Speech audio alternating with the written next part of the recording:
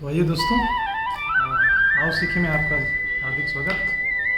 आज मैं आपको रंगों के बारे में, रंगों और चित्र किस तरह से, किस कागज़ पर किस रंग से बनाए जाए, उसके बारे में थोड़ा सा मैं आपको बताऊंगा।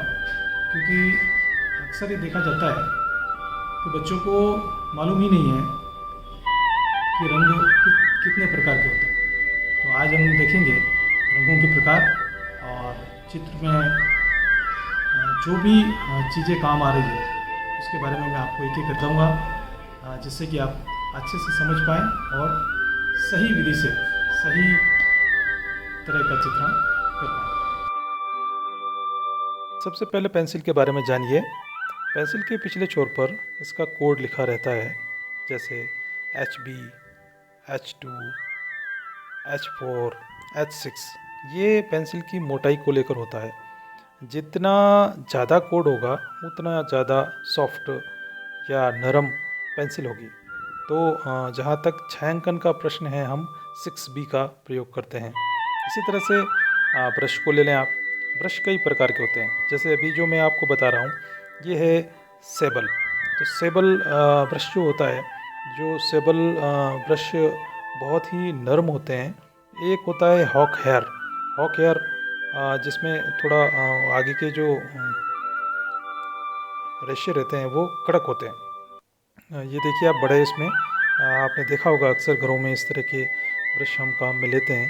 पर ज़्यादातर पेंटिंग बनाने के लिए हम सेबल ब्रश का प्रयोग करते हैं। और अभी जो मैंने बताया आपको वो फ्लैट ब्रश था। ये देखिए, ये भी सेबल ब्रश है, पर ये बहुत आगे से इसकी नोक दिखी है और इसमें भी नंबर हैं। तो इसे हम बोलते हैं राउंड ब्रश। तो हर ब्रश पर नंबर आपको मिलेगा।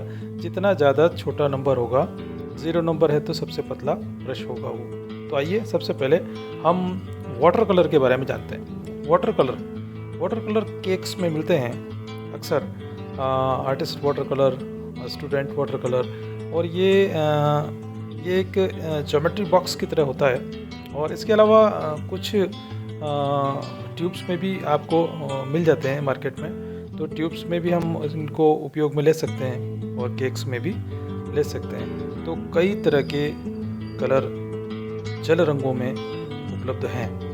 इसी तरह से देखिए, ये जो है इसे बोलते हैं हम ऑयल पेस्टल, या एक साधारण भाषा में हम कहेंगे तो ये मोम कलर इसको हम कहते हैं। और बच्चे इसे बहुत पसंद करते हैं। ये हमारा ऑयल कलर है। और ऑयल कलर अक्सर ज़्यादातर जितनी भी पेंटिंग्स हम बनाते हैं उनमें इसको प्रयोग में लेते हैं। ठीक इसी प्रकार से एक्रेलिक रंग भी होते हैं। यहाँ पर ऑयल रंगों में जहाँ लिंसिड ऑयल का उपयोग किया जाता है, वहीं एक्रेलिक रंगों में पानी का प्रयोग किया जाता है। परंतु दोनों लगभग समान दिखाई देते हैं। पर एक्रेलिक बहुत जल्दी कार्य करने के लिए होते हैं और ऑयल में काफ़ी समय तक हम उसमें फेर बदल कर सकते हैं। और इनमें सभी में ये ब्रश, सेबल और हॉक हेयर हम काम में ले सकते हैं। इसी प्रकार कुछ एक्रेलिक जो हैं वो बॉटल्स में भी उपलब्ध हैं। और जब बड़ा कार्य करना होता है तो इस तरह की बॉटल्स हम काम में लेते हैं और तुरंत चित्र सूख भी जाता है, जबकि ऑयल में ऐसा नहीं होता है। ऑयल में टाइम लगता है बहुत। तो अब हम आते हैं पोस्टर कलर। तो अक्सर बच्चों में ये पता नहीं रहता उनको कि पोस्टर कलर किसे कहते हैं और वाटर कलर किसे कहते हैं। तो मैं आगे आपको थोड़ा सा दिखाऊंगा कि ये इसका इफ़ेक्ट क्या होता है। आप इसको खोल के देखेंगे तो पोस्टर कलर जो होता है उसमें थोड़ा गाढ़ा कलर होता है और इसके ऊपर ग्लिसरीन होती है। तो थोड़ा सा अगर जब नए नए अब हम लेकर आते हैं मार्केट से, तो उसमें से ग्लिसरीन निकालने के लिए थोड़ा सा पानी डाल के आप रखें और एक दिन बाद उस पानी को निकाल दें।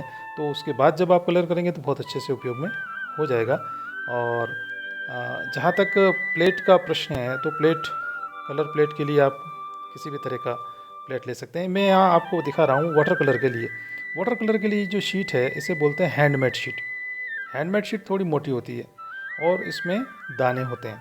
तो ये इस शीट को जो है हम रात को पानी में गला के रखते हैं और फिर सुबह काम में लेते हैं। देखिए इसका इस शीट पर बनाया हुआ चित्र वाटर कलर ट्रांसपेरेंट होते हैं, पारदर्शी होते हैं। यहाँ पर हम सफ़ेद कलर का उपयोग बहुत कम करते हैं और जो शीट होती है उसी में सफ़ेद कलर छोड़ दिया जाता है। ये कलर एक तरह से बहते हुए दिखाई देते हैं। खूब पानी का प्रयोग करें आप, जितना पानी का प्रयोग करेंगे उतना बढ़िया इफ़ेक्ट प्रभाव हमको दिखाई देगा।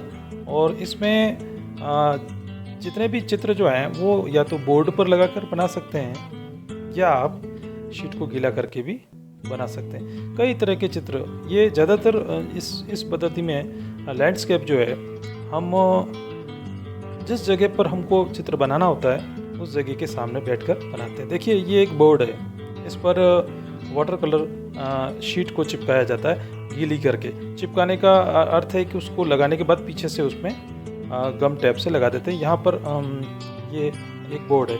देखिए अब आते हैं हम पोस्टर रंग जो होता है वो गाढ़ा रंग होता है और अपारदर्शी होता है। एक बार लगने के बाद उसके ऊपर यदि दूसरा लगाया जाए तो अंदर का जो रंग है वो हमको दिखाई नहीं देता है। पोस्टर देखिए ये फड़ शैली में भी पोस्टर का प्रयोग किया जाता है। कपड़े पर भी फड़ शैली में पोस्टर और अन्य रंगों का प्रयोग किया जाता है। शीट पर भी हम पोस्टर का प्रयोग करते हैं। अधिकांश हमारे जो एग्ज़ाम है उसमें पहला जो होता है उसमें हम वाटर कलर का प्रयोग करते हैं, दूसरे में पोस्टर का।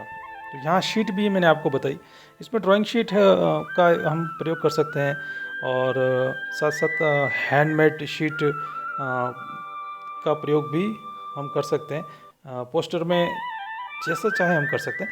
ये देखिए ये जो रंग हैं वो हैं ऑयल पेस्टल या हम कह सकते हैं इसको मोम कलर में थोड़ा सा यहाँ हमको ध्यान रखना रहता है कि मोम कलर करते समय भी थोड़ा से ऐसी शीट का प्रयोग करें जिसमें थोड़ा रफली या थोड़ा मोटा मोटा ग्रेन आए, तो उसमें जब हम चलाएंगे तो वो मोम उसमें भर जाएगा।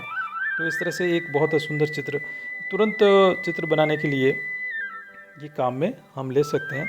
परंतु यहाँ हम इन चित्रों को हटाने के लिए रबर का प्रयोग नहीं कर सकते हैं। इसके लिए हम ब्लेड से उस मोम को हटा सकते हैं। ये भी बहुत तेज़ी से हम इसमें चित्रण कर सकते हैं और काफ़ी कलाकार हमारे ऐसे हैं जो इनका प्रयोग करते हैं। अब हम आते हैं एक्रेलिक रंगों में और ऑयल रंगों में। यहाँ मैं आपको सबसे पहले बता रहा हूँ ऑयल रंग। देखिए ऑयल रंग जो होता है उसको हम कैनवास पर, अधिकांशतः जो कलाकार हैं हमारे और जो चित्रकार हैं वो कैनवास पर इसको प्रयोग में लेते हैं। ये देखिए ऑयल से हमने ये चित्र देखे। अब ये एक्रेलिक रंग है। एक्रेलिक रंग में भी उन्हीं ब्रशों का इस्तेमाल होता है जो हम ऑयल रंगों के लिए करते हैं। यहाँ पर थोड़ा सा कार्य जल्दी होता है और तुरंत हम काम कर सकते हैं, उसी समय छाया प्रकाश दे सकते हैं। देखिए कई तरह से एक्रेलिक रंगों का प्रयोग हम कर सकते हैं और कैनवास पर या कागज़ पर। और ये देखिए पोस्टर में बनी ठनी हमारी जो सबसे प्रसिद्ध कृति है वो हम आप। तो आज आओ सीखें, मेरी कक्षा में आपने रंगों के बारे में जाना और रंगों के साथ उसे किस तरह से लगाया जाए और किस शीट का प्रयोग किया जाए वो आपने देखा। तो इसी तरह से आप मेरे से जुड़ें और हर शनिवार को नो बैग डे के अंतर्गत मैं आपको बहुत सारी चीज़ें और भी नई आपको बताऊंगा। आपने बहुत ध्यान से कार्यक्रम को देखा और समझा, इसके लिए बहुत बहुत धन्यवाद। आप हमेशा अच्छा कार्य करें और अच्छे चित्र बनाएं, चित्रकला के प्रति रुचि जागृत करें और कुछ ऐसा कार्य करें जो आपने अब तक नहीं किया हो। यदि मेरे बनाए हुए कार्यक्रम में से यदि आप एक भी चीज़ बना पाते हैं तो मैं समझूंगा कि मेरा कार्य पूर्ण हुआ।